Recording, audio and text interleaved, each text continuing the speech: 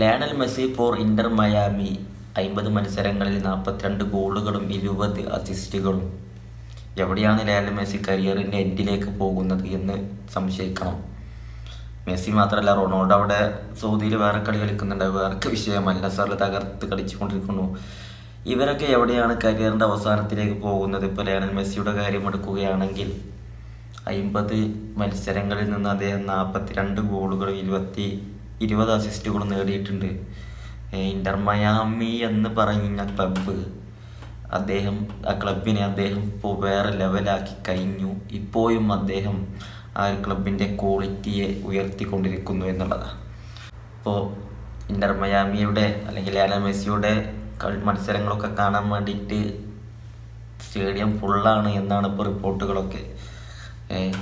ആളുകൾ ഇരച്ചു കയറുകയാണ്. നമ്മളെ അവസാനത്തെ 1-2 മത്സരത്തിൻ്റെ ഒരു ഡീറ്റെയിൽസ് എൻ്റെ കയ്യിലുണ്ട്. അതായത് ഏപ്രിൽ 13 അവർ ഇന്റർ മയാമി കളിച്ച മത്സരം, ഏറ്റവും കൂടുതൽ അറ്റൻഡൻസ് മത്സരമാണ് ചിക്കാഗോ ഫയറിനെതിരെയുള്ള മത്സരം. 62,358 ആളുകളാണ് ആ മത്സരം ലയണൽ മെസ്സിയെ കാണാൻ വേണ്ടി സ്റ്റേഡിയത്തിൽ തടിച്ചു കൂടിയത്. അതുപോലെ തന്നെ റീസെൻ്റ്ലി കളിച്ചിട്ടുള്ള ഏപ്രിൽ 19 കളിച്ചിട്ടുള്ള കൊളംബസുമായിട്ടുള്ള മത്സരത്തിൽ 60,614 അറ്റൻഡൻസ്. മെസ്സിയെ കാണാൻ വേണ്ടിയിട്ടല്ല ഇത്രയും ആളുകൾ അവിടെ തടിച്ചു കൂടുന്നത്. ഹയസ്റ്റ് അറ്റൻഡൻസ് ആണ് ഇതൊക്കെ ഏറ്റവും വലിയ അറ്റൻഡൻസാണ്. ക്വാളിറ്റിയാണ് ലയണൽ മെസ്സിയുടെ ക്വാളിറ്റിയും. അതുപോലെ ആ ഇന്റർ മയാമി എന്ന ക്ലബിനെ അദ്ദേഹം വേറെ ലെവലിലേക്ക് എത്തിച്ചു കൊണ്ടിരിക്കുന്നു. ഒന്നും നോക്കണ്ട, ഇന്റർ മയാമി എന്ന പേരുള്ള ഒരു ക്ലബിനെ ഞമ്മക്ക് ആർക്കെങ്കിലും അറിയാമായിരുന്നു കുറച്ച് മുന്നേ വരെ?